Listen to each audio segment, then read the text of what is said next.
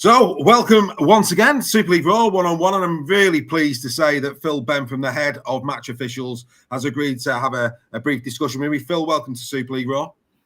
Cheers, Dave. Nice to see you. You indeed. So the reason we've got Phil here today is, of course, to discuss Beyond the Whistle, a brand new documentary charting the 2024 season from the point of view of the full-time referees. Phil, how did it come about? How did this one come about? So it was actually before I started in this role. So this was all set up by Dave Elliott, who led the match officials before I came back. And as I came in, they were just ready at the point then to start the filming at actual venues and on games.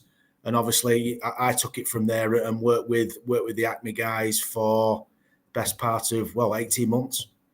Fantastic. And as head of match officials, how proud are you in terms of the documentary itself and how it's been received?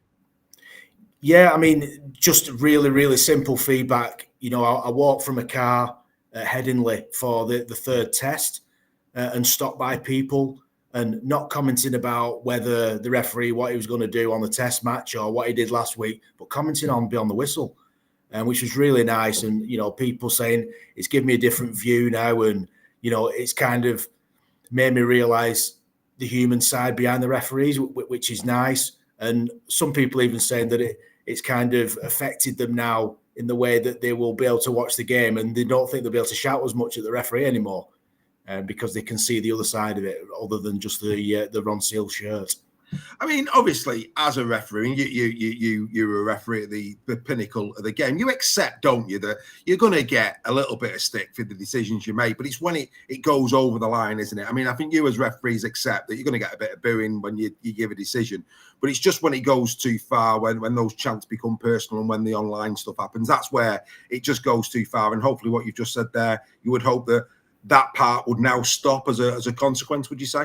Yeah, that's right. And, before I got into refereeing, I would go and watch from being a very young age, watching Lee Rugby, obviously Lee Leopards now. I'd go and watch them, and part of the drama and everything to do with the game is having a little pop at the ref, isn't it? That's what we all do, and I just ended up in a situation where I took it up, and you get a completely different view of it because you see it from the other side. So hopefully, what it means is that if we put out there that people are human beings with families and people understand that, it's not going to stop people criticising decisions because, the decisions do affect games. We understand that, but we're all in it for the same thing. We're only in it to improve the game. Yeah, absolutely. And I think that, having spoke to a couple of the referees already and seen the documentary, it's fair to say the fitness levels of these lads is unbelievable, isn't it? Yeah, it's something that's progressed. I was very fortunate that when I got my debut in Super League 2005, 2006, it went full time. So the timing was perfect, and obviously the push on the fitness was a massive part of it. So we did a lot of work on that, and that's progressed now. And we have people working with the referees day in, day out. They've got programs for the whole 12 months. To try and make sure that they're as fit as they can possibly be for the 80 minutes. Because the hard bit is, it's not being tired in the 78th minute. It's being tired, but being fresh enough to make that important decision at the end of the game. So that's what we lead to with all our training. I had one criticism, and I did a preview on Friday, and I'm pleased to say that John Cooper and Ben have commented on it, and they haven't took any umbrage by it, and it's a good criticism. I felt that there's a 6-part 3-minuter in this. I really do. I felt that this could have gone maybe a bit more because it's really good in terms of an insight, but it does skim over some of the real juicy bits for me. And I would you be up for that? I mean, if the guys had come back and maybe do a 6-part 30 minutes where maybe each ref could have the part, but also you could get into some detail on things like, the analysis of the games with the referees and things like that. Would you as head of match officials be up for that? I think, whatever we can get out there that helps to improve our image a little bit. and pulls back the curtain so people can see the work that we do, because it's kind of an unknown. People still ask me now, if I go to a family event or whatever and you sat on a table with strangers and what do you do? Well, our head of match official, is it full-time job that? Yeah. I've got four other coaches working with me, so it's a full-time job for 5 people. People don't understand the work that goes behind match officiating, because obviously traditionally, the referee turned up, he did his 80 minutes, and then he went home. That's how it was for probably 100 years. So it's quite a change, and people don't understand, the work that goes behind it. Yeah, and like I say, a 30-minute deep dive into training, to the debrief, because I think you touch on that in terms of the referees, they go home, they watch it, and then 24 hours later they'll sit down and have a full debriefing on the game. So maybe those debriefs, again, we saw in the documentary where you as a team are together and you're trying to work towards consistency, and as much as we saw a little bit of that, to actually hear those discussions and to really allow us into what they look and feel like. I just think what you said at the start in terms of people's perception of referees and what you guys do, I think by just having that little bit of extra meat on the bone, I just think it'd take it to the next level. Yeah, so I think you're probably right, and I think what we want to do is we want to see how this is received, and if this is received well, and what we don't want to be is we don't want to be anything to do with the limelight. We want that to be the star players. That's what it's all about. But if people crave kind of this knowledge of what we do and the officiating side of it, we would quite happily do more and more stuff, so people understand what our day-to-day job is and what we're trying to achieve. Well, speaking on behalf of my community, which have received it incredibly well, we absolutely crave it. I just think it would make our understanding of what goes on behind the scenes so much better, which can only improve the respect and admiration for the boys in the middle. Yeah. And of course, let's not forget the females as well, because of course, we've got the likes of Tara coming through now as well, which is absolutely fantastic. I've got to touch on it. One of the most heartwarming moments, albeit a tragic moment, in the documentary was Liam and his mum. Very profound, very touching. I saw your emotion as well in those scenes in the background. His mum was clearly a lovely lady. I know that you said in the documentary he got it because he deserved the shirt, but how much happiness does it give you that you allowed Liam to fulfill one of his dreams, and that was for his mum to see him in his first Super League game? Yeah, they're the fabulous bits of the job that I get to do that for people. The same as I talked about giving people finals. That they're brilliant parts of the job, and we did everything we could for Liam and his family that day. So London, we wrote to London and they gave them hospitality for the day. So the clubs were on board with it, and that kind of shows the strength of the sport in terms of things like that. We are a brilliant sport at looking after families in those types of situations. We've seen it obviously with Rob Burrow and other things.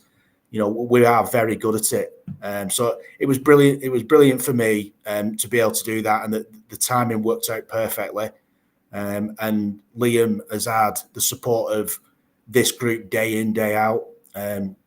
Previous to that, whilst his mum was ill, and obviously since he's lost his mum, the lads are all here, here for him on a daily basis, because it's something that's carried on with that family. It doesn't just end at that moment. So it is nice to be able to do that for the family. Wonderful, absolutely wonderful moment in the whole thing. Just touch on a couple of other bits before we let you go. First of all, just want to touch on the Ashes. One of the big things that we've been talking about, and it has hit quite a few other shows as well, I think, was we saw a bit of breaking ground in Ashes too, when we saw Grant Atkins, talking with the video ref. For the Cameron Munster try. Now, is that something that we're going to see? What is, from your perspective as head of match day official, do you welcome that, or what was your view on that? Because it took everybody by surprise. That we've never seen that before.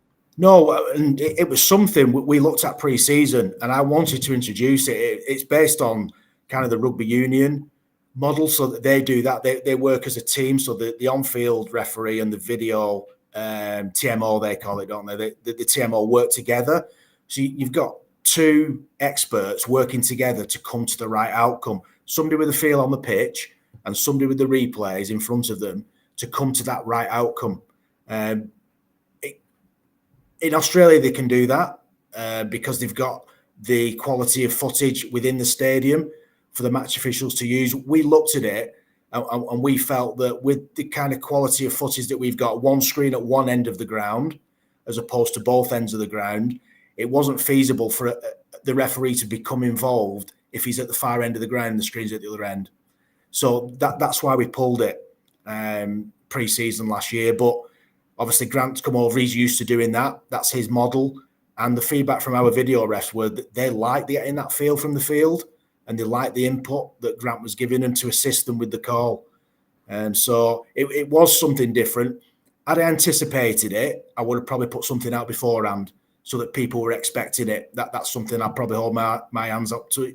But yeah, it was. I think it works, but you've got to have the right setup in terms of replays, etc.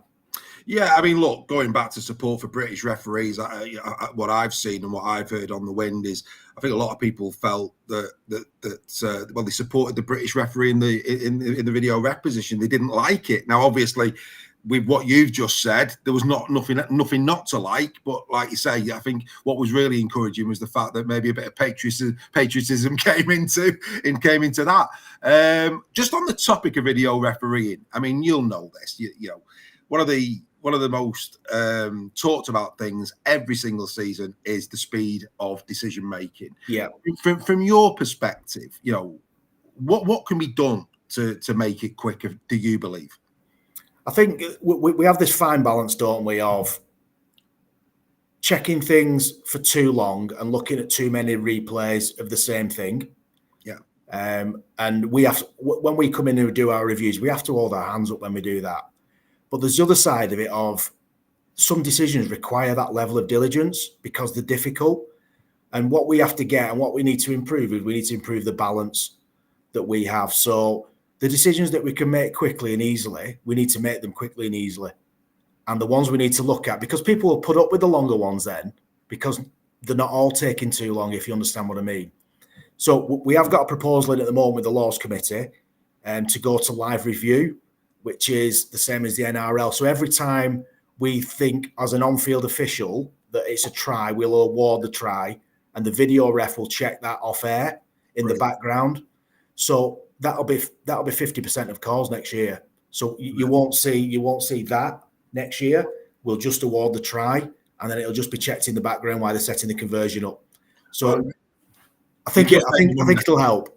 Oh, you've just made me wonder. I mean, we've been talking about that for so long, and that will speed it up, because the only time that, as it with the NRL, the only time there's going to be a halting play is if there's sufficient evidence in the video ref's mind to halt play, because hang on, we may have a problem here. If there's no problem, we carry on. Absolutely outstanding. It was worth doing this. But outstanding. We're absolutely over the moon to hear it. I'll probably just clarify that if the referee thinks it's no try, that will go up as no, and that will be checked as we do now. But it's all the tries that we check that we think there's a large percentage of those that we can clear off while the guy's setting the conversion up. Brilliant. And like I say, but what it probably will do is give referees a bit more confidence to give the try, knowing that there's that fail-safe behind them. And again, it's about us not getting too filthy. If a referee gives a try on field and then it's overturned, that's the whole point of that process that you're saying. You know, they made a human decision in their one view of the actual incident. It's a try. With all of those cameras, if it's not a try, that was the whole purpose, wasn't it, of bringing the videos in? Whilst we're on about the kind of the time of the game, I'll give you a bit of an exclusive, which we are working with the Laws Committee on. It's not confirmed yet, but it's well progressed. Is that we're looking at a shot clock on goal kicks. Brilliant. To try and get the goal kicks away a little bit quicker, because obviously at the moment, you know, the guys, they wait for the heart rate to drop, they're preparing themselves, they probably talk to the trainer, they have a drink of water. So hopefully the combination of the two, the live review and the goal kick shot clock, should speed that process up, get us back to kick off a little bit quicker. So will time not be called off now like it is currently? It'll still be called off if we go past the 1 minute 20 because the video ref's reviewing. Right. But other than that, if the try's awarded, then it's very quickly confirmed by the video ref. They'll then get a shot clock At the moment, the proposal is 60 seconds, but we need to look at whether that timing's right. Obviously, we have players on the laws committee, so that they're looking at that from their perspective to see whether that's feasible or not. Because we don't want to reduce the skill level of the goal kicks. No. But we just need to make it a little bit quicker because we're getting some at the moment where it's over 2 minutes. Well, it's not. I mean, the ones on the sideline, you can understand a minute or whatever it is. It's the ones that are under the sticks where, like you describe. I mean, if it's the last minute of the game and the team is 2 minutes behind, it's amazing how quick those kicks can be taken. But exactly, so I think that's absolutely superb. Yeah. Well, outstanding. In closing, really appreciate your time. Maybe we'll get you back again in the future as well. Really enjoyed the discussion. You've been in post now roughly the second season. Yeah, I've done 2 seasons. I started February. Yeah. Fantastic. So, since you've been in post, have you got some proud moments you'd like to share in terms of the work that you've done with the lads? What's your proudest moments thus far in your role? I think just seeing the development of the group. So, to see some of the younger referees that are coming through, particularly in Championship. We managed to get Super League debuts this year for Cameron Worsley, for Matty Lynn. So, to see the progression of those people, within our new structure, that Ben Thaler's kind of working hard lower down in the community game. Ben's working really hard, to try and get people through that system.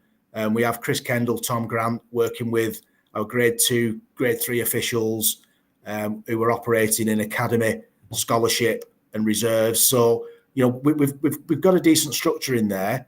We're just starting to see the people coming through, and obviously a big one for us has been the development of Tara from being, from a player to being a full-time referee, and the level she's reached within 12 months has been fantastic for us. Brilliant that she did the final as well. I thought she officiated it superbly, and what a great final that was, by the way, the women's grand final this year. It was brilliant. It was a great game, and from our perspective, to have somebody at that ability.